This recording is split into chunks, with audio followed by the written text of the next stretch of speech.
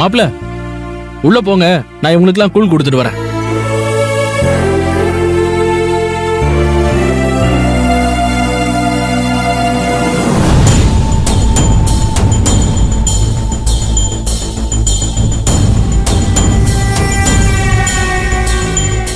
மாப்பிள ஒரு நிமிஷம் மாப்பிள, நீங்க உட்காருங்க, சேர் கொண்டு வரேன். அதெல்லாம் ஒண்ணு வேணாம், நான் அப்படியே கிளம்புறேன். என்ன எதுக்கு வீட்டுக்குள்ள கூட்டிட்டு வந்தீங்க? நான் தான் உங்க நாத்தனாரோட வாழ்க்கையை விட்டே போகணும்னு முடிவு பண்ணிட்டேன்ல. நடந்த பல பிரச்சனையும் தாண்டி ரோஹிணி நாங்க ஏன் உங்க கையில புடிச்சு கொடுத்தோம் தெரியுமா? நீங்க அவளை நல்லபடியா பாத்துப்பீங்கன்ற ஒரு நம்பிக்கையில தான். நீங்க இப்படி பேசுறது எங்க மனசுக்கு எவ்வளவு கஷ்டமா இருக்கு தெரியுமா?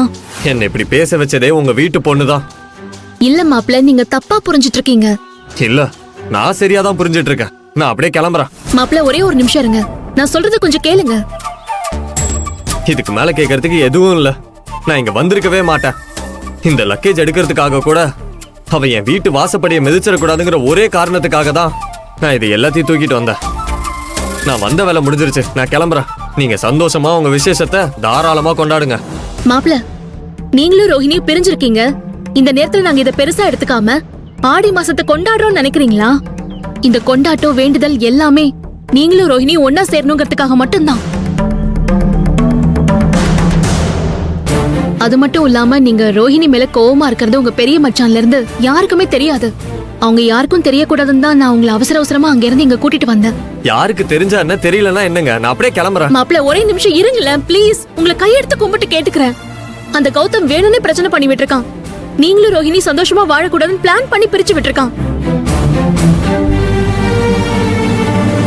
நடந்த எல்லாத்துக்கும் சேர்த்து நான் உங்ககிட்ட மன்னிப்பு கேட்டுக்கிறேன். நடந்தது ஒரு கெட்ட கனவா நினைச்சு மறந்துருங்க மாப்பிள. ஆடி மாசம் பிறந்திருக்கு.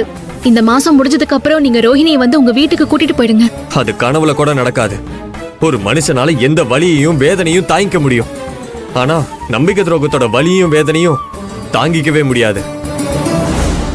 அவ எனக்கு கொடுத்தது அந்த வலியும் வேதனையும் தான். ஏங்க அப்படி இல்லங்க. நீ பேசாத.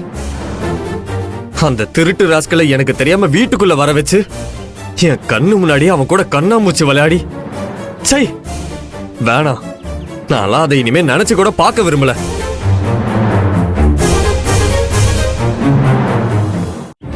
இல்லங்க, நான் உங்ககிட்ட சொல்லாம மறைச்சது துரோகத்தால இல்ல, பயத்தால தாங்க.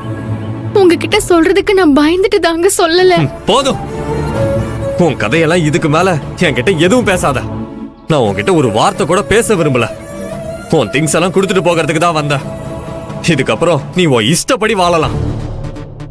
இனிமே நான் செத்தாலும் ஓ மூஞ்சில முழிக்க மாட்டேன். மாப்ள, என்ன மாப்ள, ஏன் இப்படி எல்லாம் பேசுறீங்க? உண்மையிலே இந்த குமரகுரு பயலுக்கு இப்பதான் ரோஷம் பொத்துக்கிட்டு வர ஆரம்பிச்சிருக்கு. இவன் இனிமே ஆதிரையும் பிரபுவையும் இந்த குடும்பத்தையும் நிம்மதியாவே இருக்க விட மாட்டான். இப்போ நாம பிரபுவை இங்க வர வச்சு இவனை பார்க்க வைக்கணுமே. அப்பதான் இன்னும் சுவாரஸ்யமான அதிரடி திருப்பம் எல்லாம் நடக்கும். மாப்பிள்ள வந்திருக்காருன்னு சொல்லி பிரபுவை கூட்டிட்டு வந்து கோர்த்து விட்டுற வேண்டியதான்.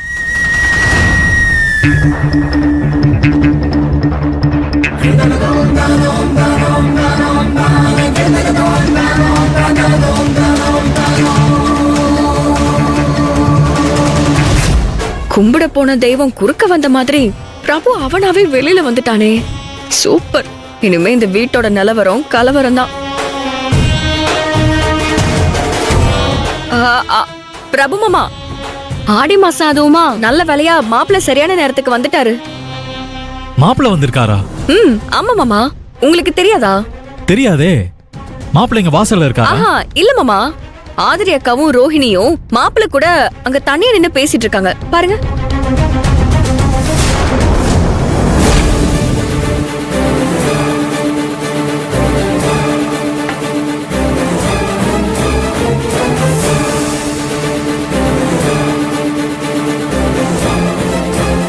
யார் என்ன சொன்னாலும் இதுக்கப்புறம் நான் இவ கூட வாழ தயாரா இல்ல.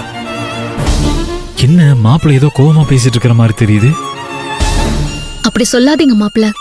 பெத்தவங்க பெரியவங்க அச்சத போட்டு அந்த தெய்வத்தோட ஆசீர்வாதத்தோட உங்களுக்கும் ரோஹிணிக்கும் கல்யாணம் ஆயிருக்கு. அது அவ்வளவு ஈஸியா இல்லன்னு ஆக்கிடாதீங்க. இல்ல நாக்கிறது நான் இல்ல, இவதான். இவ கௌதம காதலிச்சது தப்பு இல்ல, ஆனா எனக்கு தெரியாம அவனை ரூம்குள்ள விட்டு அவன் கூட கூத்தும் கும்மாளமும் அடிச்சிருக்கா பாருங்க, அது பெரிய நம்பிக்கை துரோகம். அதுக்கு தண்டனை நாங்க 2 பேரும் பிரியறதுதான். என்ன பிரச்சனைன்னு தெரியலையே.